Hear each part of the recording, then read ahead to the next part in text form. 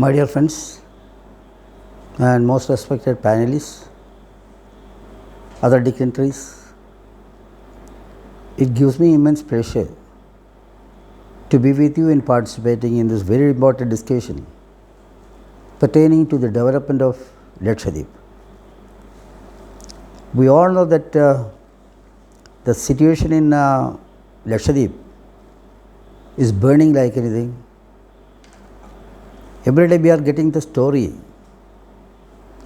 of a lot of sorrows and the difficulties caused by Sri Praful Patel, the administrator there.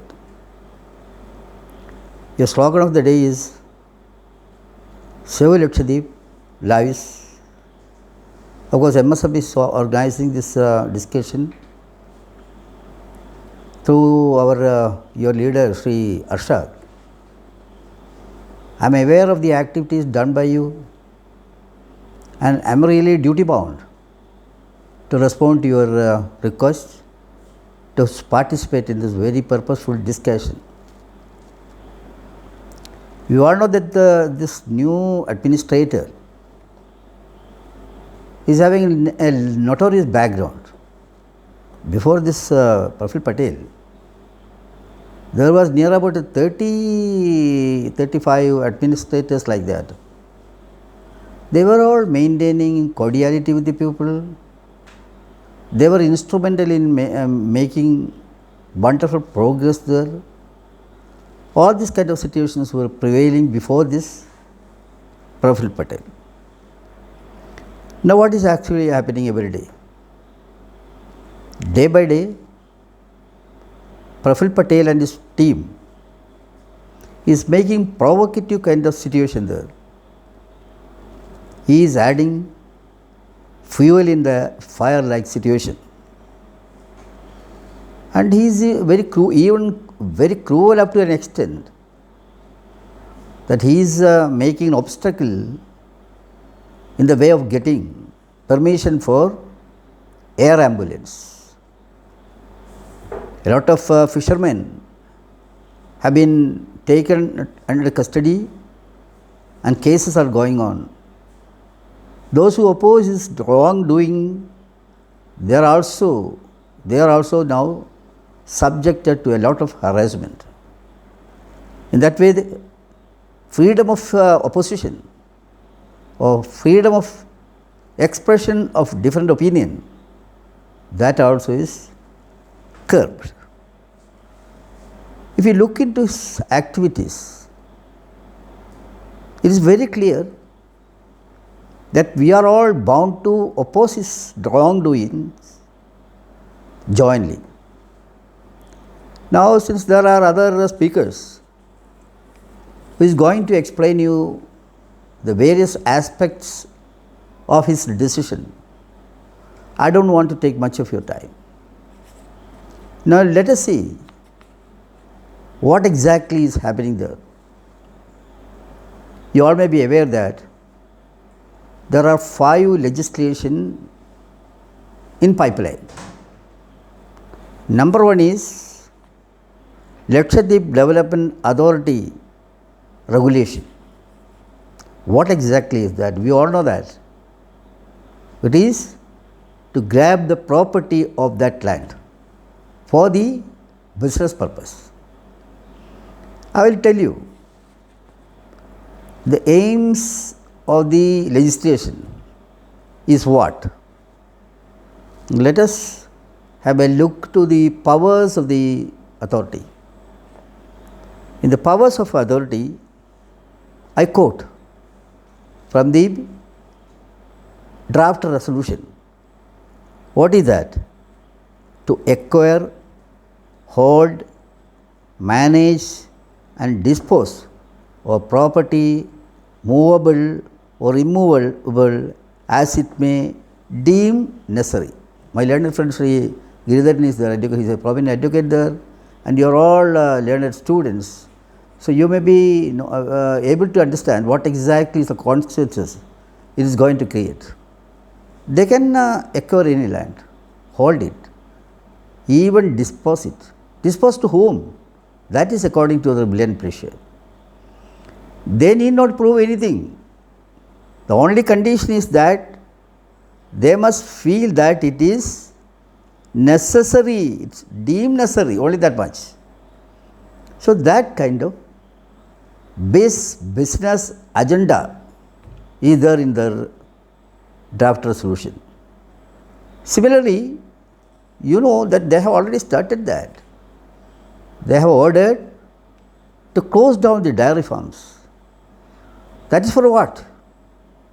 That is to give a red carpet reception to this big dairy farms. Like, you know, they are all coming. So, I don't want to elaborate it very much. Amul kind of institutions are coming up in a big way. So, they want to invite all these kind of big guns there, ignoring the interest of the inhabitants of Lakshadweep. Similarly, you all know that there are some other legislation also. They are forwarding that also. That is like, you know, Lakshadweep Prevention of Antisocial Activities Regulation 2021. We all call it as a Gunda Act. What for they are bringing it? There is no any kind of what is called unrest there. There is no any kind of crime like that there. It is a peaceful land, calm, quiet, and cordiality remains among the people of that area. Their intention is not that. They are bringing all this kind of black law. Naturally, they expect some kind of protest. So, they want to put them into hardship as they did it in Kashmir. You all know that 3 chief ministers there. They were put into house arrest. Similarly, a lot of harassment was done against the people who were opposing to their wrongdoings. Like that, they want to bring such a situation here also. Similarly, you know, another legislation is what? That is preservation of animals, like that. They have given a very good name to that. But is it for preservation of the animals? In the powers under this legislation, they can even ban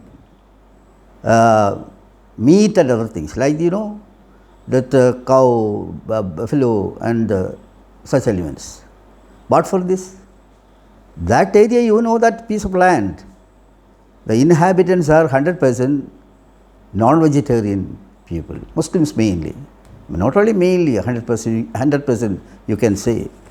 So, their agenda is to what? To implement their political agenda. What is the political agenda? They decide what the people should eat. They decide which song the people should hear. And they say what type of cinema you have to see or what type of dress you have to wear. That is a style of dictators. That is what he is doing there also. And the cases.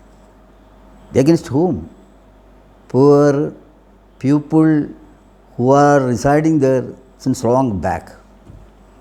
They are charging offences against them on flimsy, not even flimsy ground. There is no ground at all.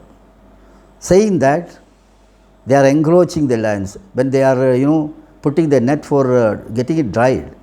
They say that it is illegal occupation. Boat repair kind of things they are doing, that they are saying that illegally they are doing all this kind of. Such cases are taken against them. I told you in the beginning, not only in this kind of things, if anybody writes something in the WhatsApp, now all the young generation, you are all having this kind of devices with you, know. If you say a single word against him in that place, even if that is children, he is taking case against them. That kind of things are going on. And another dangerous law is Panchayat Raj Amendment, Panchayat Amendment Act. My later friends may be knowing very good about that, they will be explaining that. What is the impact of that legislation? Impact of that legislation, you know, we had 73rd constitutional amendment The crux of that amendment, the main object of that amendment was decentralization of power. In the history of Indian Constitution, that was really a revolutionary amendment. But here what they are doing? They are undermining the people, their various bodies. In place of that, administrate is getting supreme power, and elected bodies, they are undermined like any. They are like the servants of that administrator. That kind of legislation. Yeah, there is a kind of funny clause also in that. Those who are having children above two, they are disqualified. There is a disqualifying clause in that. Who are to be disqualified? In that clause it says that person having more than 2 children are not qualified to contest in the election. These kind of things are going on there. That is there in the plan. Similarly, there are some other agenda also. That is what? They are enjoying this reservation of tribes.